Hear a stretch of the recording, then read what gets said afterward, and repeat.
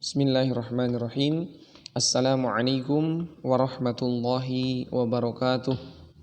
Alhamdulillah wa syukurillah wassalatu wassalamu ala rasulillah sallallahu alaihi wasallam wa ala alihi wa ashabihi ajma'in, amma ba'd.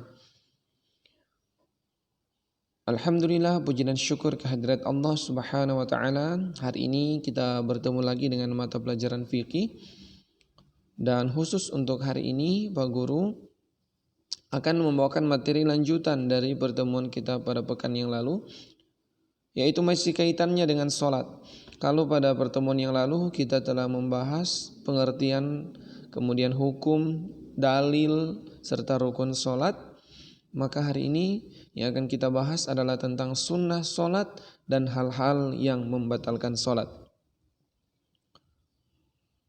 Tapi sebelum kita masuk pada materi, sekali lagi Pak Guru ingin mengingatkan kepada kita sekalian agar jangan henti-hentinya untuk rajin cuci tangan ya. Jangan ada kata malas untuk cuci tangan, karena itu untuk kebaikan dan kebersihan serta kesehatan kita bersama. Kemudian apabila kita akan keluar rumah, tetap gunakan masker, jauhi kerumunan, karena mencegah itu lebih baik daripada mengobati. Kemudian semoga kita senantiasa dalam lindungan Allah subhanahu wa ta'ala. Amin ya rabbal alamin. Nah, adik-adik sekalian, sebelum kita masuk pada pembelajaran, alangkah baiknya kita memohon petunjuk dan bimbingan dari Yang Maha Besar Allah subhanahu wa ta'ala lewat doa ya. Kita awali pembelajaran kita hari ini dengan melafazkan basmalah dan membaca doa belajar. Bismillahirrahmanirrahim. Allahumma rabbana zidna ilman warzuqna fahman. Oke, kita masuk pada tujuan pembelajaran. Jadi setelah mempelajari materi ini, diharapkan peserta didik dapat, yang pertama, dapat mengidentifikasi amalan sunnah dalam sholat. Yang kedua, dapat menjelaskan hal-hal yang dapat membatalkan sholat.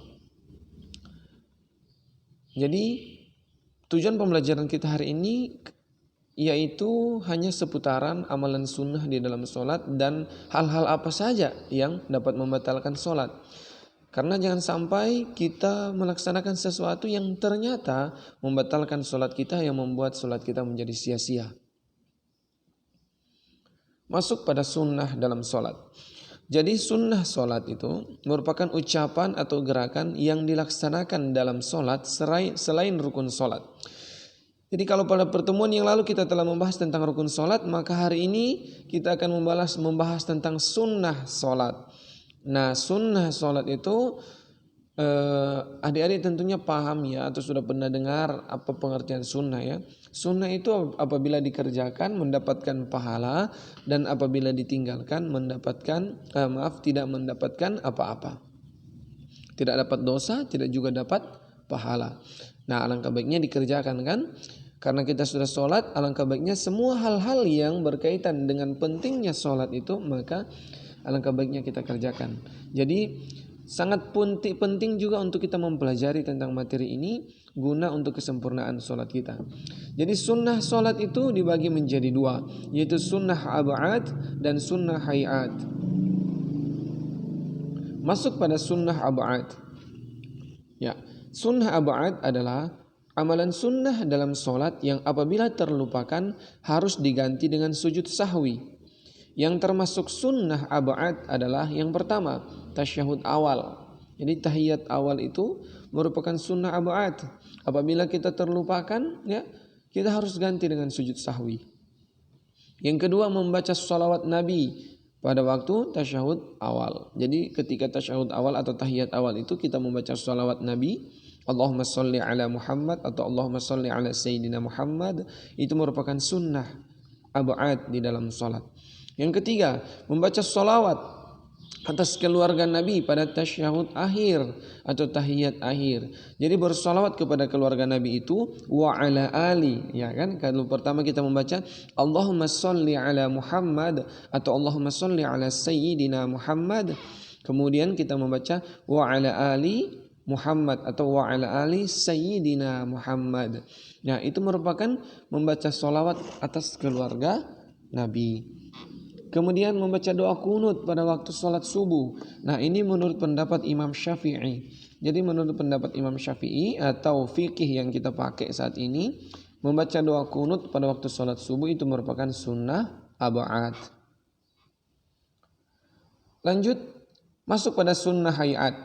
Nah, sunnah hayat adalah amalan sunnah dalam sholat yang apabila terlupakan tidak perlu diganti dengan sujud sahwi.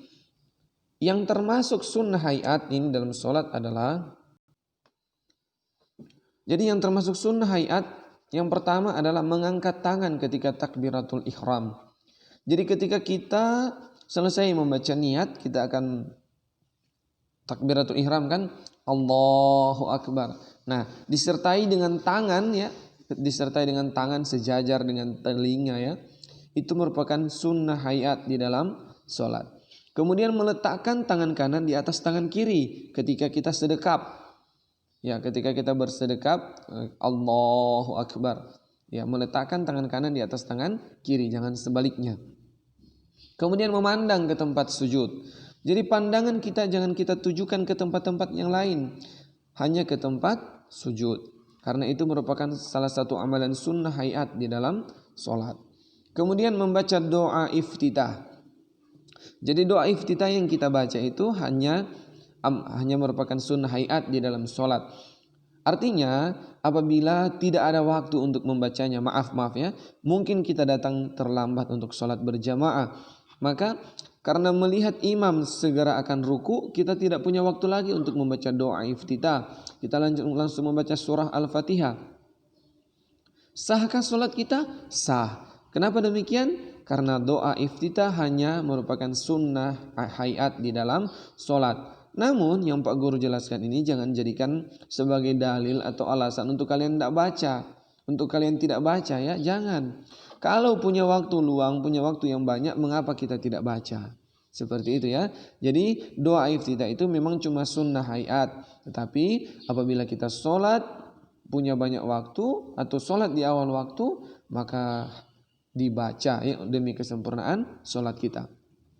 Yang berikut tuma'ninah atau diam sejenak sebelum atau sesudah membaca surah Al-Fatihah. Jadi ada diam sejenak ya, sebelum membaca surah Al-Fatihah itu ada diam sejenak habis baca iftitah. Kemudian setelah membaca surah Al-Fatihah, sebelum membaca surah lain pun diam sejenak. Jadi ghairil maghdubi 'alaihim waladdallin. Amin.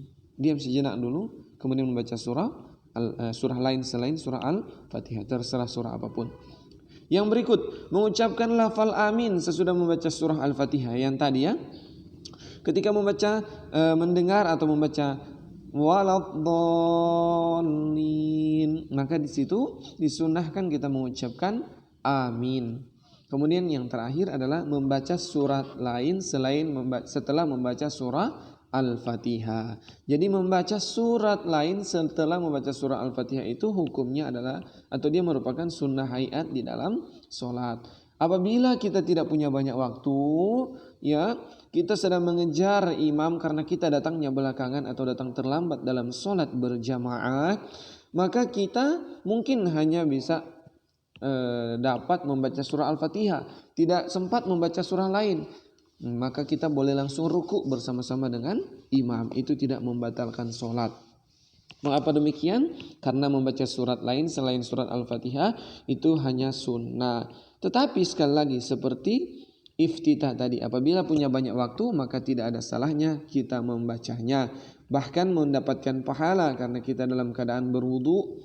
Itu satu huruf Arab itu huruf Arab Al-Quran itu mendapatkan 10 kebaikan kalau kita dalam keadaan berwudu. Nah, kita kan dalam keadaan sholat, jadi dalam keadaan berwudu. Tentunya insya Allah pahala yang akan kita dapatkan berlipat-lipat ganda dari surah yang kita baca. Yang terakhir kita masuk pada hal yang membatalkan sholat. Jadi ini penting sekali karena apa? Karena jangan sampai kita telah capek-capek sholat, ternyata sholat kita tidak diterima Allah atau tidak sah karena ada hal-hal yang ternyata membatalkan sholat yang kita lakukan. Apa-apa saja hal itu? Yang pertama adalah berbicara dengan sengaja. Jadi ketika kita sholat jangan berbicara. Kata-kata apapun itu jangan kita keluarkan, jangan kita bercerita dengan teman di samping, ya. Itu membatalkan sholat.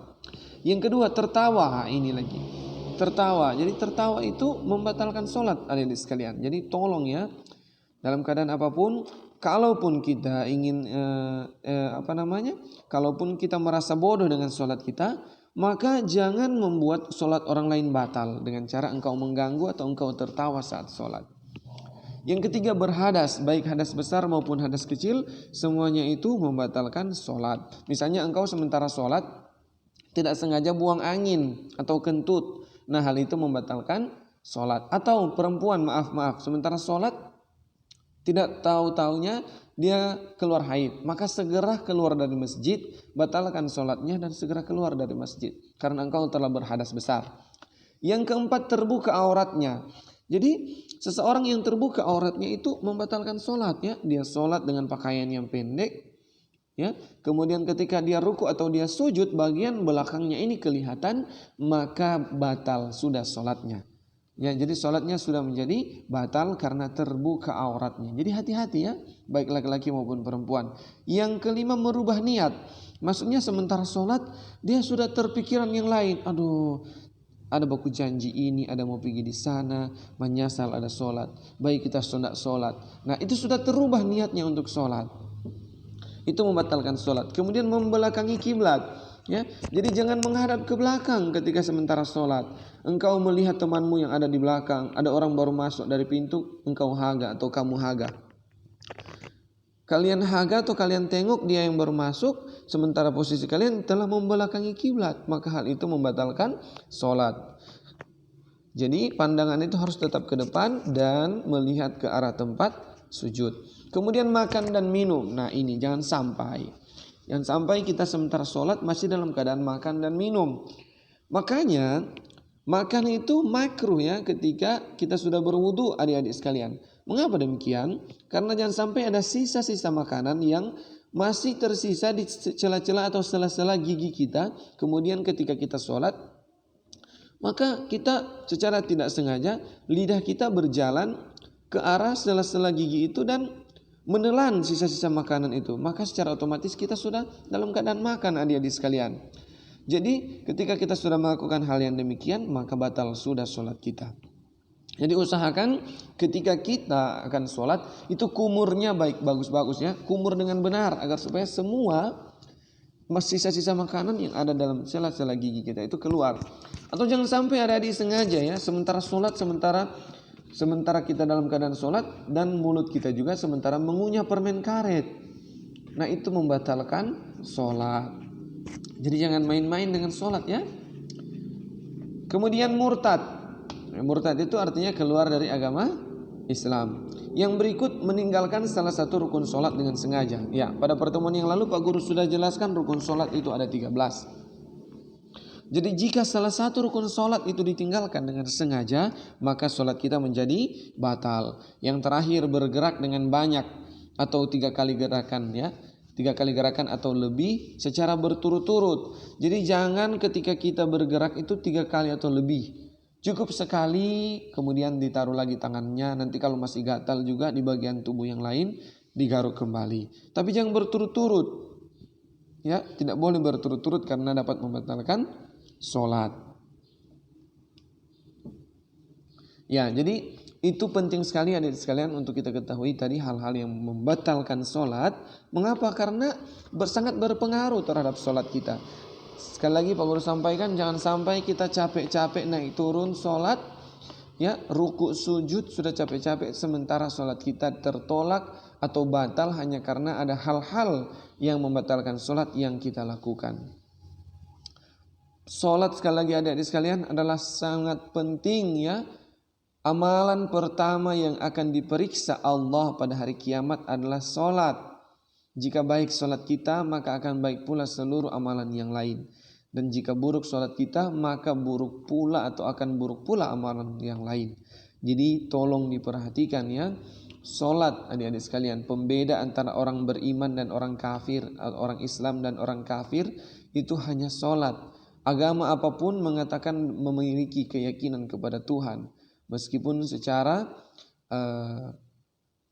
Secara tauhid mungkin ada yang berbeda Tuhan kita, ya, tapi Tuhan itu satu, cuma sudut pandang saja yang berbeda di antara kita dengan mereka. Akan tetapi perbedaan yang sangat mencolok adalah agama Islam sangat membedakan agama Islam dengan yang lain adalah sholat. Jadi perhatikan adik-adik sekalian, bahkan dalam sebuah hadis Nabi mengatakan perjanjian antara aku dan kamu itu adalah sholat. Maka barang siapa yang meninggalkan sholat maka kafirlah ia. Na'udzubillah. Jadi adik-adik sekalian, tolong ya kita serius terhadap sholat ini. Belajar baik-baik untuk sholat ini. Sholat itu tidak memakan waktu lama, ya. Tidak lebih dari 10 menit kita sudah boleh selesai sholat. Sholat apapun itu, apalagi sholat subuh, ya, hanya berapa menit karena cuma 2 rakaat. Maka marilah kita luangkan waktu untuk sholat, ya. Kalau kita bisa meluangkan waktu untuk hal-hal yang lain, untuk hal-hal yang tidak ada manfaatnya, tidak ada pahalanya, ya, seperti main game, kejar-kejar layangan, itu bisa berjam-jam. Tetapi mengapa sholat yang hanya 10 menit kita tinggalkan? Oleh karenanya adik-adik sekalian, mari kita serius dengan sholat ini. Kita biasakan sholat itu dari kecil. Ada hadis keras yang disampaikan Nabi, adik-adik sekalian, mohon menjadi perhatian. Nabi Muhammad pernah mengatakan bahwa perintahkanlah anak-anakmu sholat saat mereka berusia 7 tahun. Dan pukullah mereka apabila mereka tidak mau sholat saat berusia 10 tahun. Nah, adik-adik sekalian kan sudah di atas usia 10 tahun. Maka berdasarkan hadis ini kata Nabi, pukul. Ya, jadi jangan sampai hadis ini berlaku kepada kalian. Oleh karenanya, mari dengan ikhlas kita jadikan sholat itu sebagai kebutuhan. Layaknya kita butuh makan, layaknya kita butuh tidur. Maka jadikan sholat itu seperti itu, jangan jadikan sholat sebagai beban.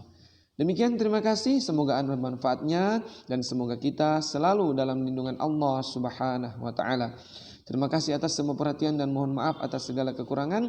Yang benar datangnya dari Allah Subhanahu wa taala, yang salah itu karena kebodohan saya pribadi. Akhirul kalam, wallahu muwafiq ila aqwamit thoriq. Wassalamualaikum warahmatullahi wabarakatuh.